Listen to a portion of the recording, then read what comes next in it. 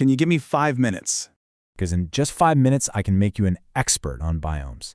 All right, let's jump right in. So first up, what even is a biome?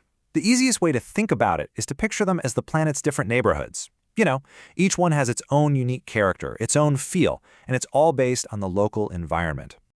And what defines those neighborhoods? Well, it really all boils down to climate. So officially, a biome is just a big area that's defined by its combination of average yearly temperature and precipitation. That's it. Now here's something super important. Don't get climate mixed up with weather. People do it all the time. But here's an easy way to remember it. Weather is like your mood today. It could be sunny, it could be stormy, who knows? But climate, that's your personality, your average condition over many, many years. Climate tells you that you should probably own a winter coat, but weather tells you if you need to wear it today. Okay, so now that we've got the basics down, let's take a super quick tour of some of the major land-based or terrestrial biomes. First stop, the tropical rainforest. Just picture those areas right along the equator. They are warm, they're humid all year long, they get a ton of rain, and because of that, they are just exploding with life. Seriously, they're the most biodiverse places on land, period. Now let's do a complete 180 and jump to the desert. What's the one word you should think of? It's not hot, it's dry. The defining feature of any desert is super low precipitation. Every single thing that lives here, from a cactus to a camel, is basically a master of survival in a world with almost no water. And for our last land stop, let's go to the tundra. This place is cold, it's windy, and it's defined by something called permafrost. That's a layer of soil just under the surface that is permanently frozen solid. And because the ground is frozen, nutrients and water are locked away, which means you get very little vegetation and definitely no trees. Okay, but here's where it gets really interesting and honestly, pretty scary. These biomes aren't just static exhibits in a museum. They're changing. Human activity is literally redrawing the map, and there's no better example of that than the Arctic tundra. So remember that permafrost? Well, the Arctic is warming up 3 to 4 times faster than the rest of the planet, and that permafrost is starting to thaw. As it does, all these microbes wake up and start munching on ancient organic material that's been frozen for thousands of years. As they digest it, they release tons of carbon dioxide and methane, which are potent greenhouse gases. That warms the planet even more, which, yep, you guessed it, thaws even more permafrost. It's a feedback loop, and it's not a good one. And to give you an idea of the scale we're talking about, look at this number.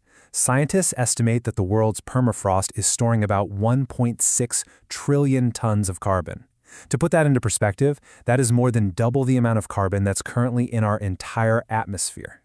Okay, let's shift gears. We've talked a lot about land, but we can't forget about the other 71% of our planet. Biomes are absolutely in the water too. Let's start with the rainforest of the sea, coral reefs. You find them in warm, shallow waters, and they are by far the most biodiverse ecosystems in the ocean. And they're all built by this amazing little partnership between a coral animal and the algae living inside it. They're the perfect team. Next up, you have estuaries. These are those super dynamic spots where fresh water from rivers crashes into salt water from the ocean. That mix creates this incredibly nutrient-rich environment, making places like salt marshes critical breeding grounds and nurseries for tons of fish and other species we rely on. And finally, there's the big one, the open ocean. Now, it's so vast, it's mostly like a marine desert. Not a lot of life per square foot, but because it's so massive, all the tiny phytoplankton floating near the surface produce a huge chunk of the oxygen we breathe. They're a really big deal. And that leads us to our last point. Just like on land, our actions are having a massive impact on the water. But it's not just about the temperature going up. We've all heard about global warming, but have you ever heard of its evil twin? It's called ocean acidification, and here's how it works in a nutshell. The ocean is like a giant sponge. It absorbs about a quarter of all the carbon dioxide we pump into the air. But when CO2 dissolves in water, it forms carbonic acid. More CO2 in the air means more acid in the ocean. Now look at these numbers. A drop from a pH of 8.2 to 8.1 might not sound like a big deal, but the pH scale is logarithmic, which means that small drop actually represents a 30% increase in acidity already. And by the end of the century, it's projected to drop even more. So why does that matter? Well, more acidic water means there are fewer carbonate ions floating around. And all sorts of creatures, from corals and crabs to tiny plankton, need those ions to build their shells and skeletons.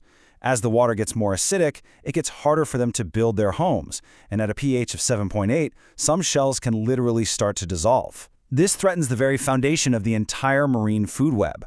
Thanks for giving me 5. Make sure you like, subscribe, and comment.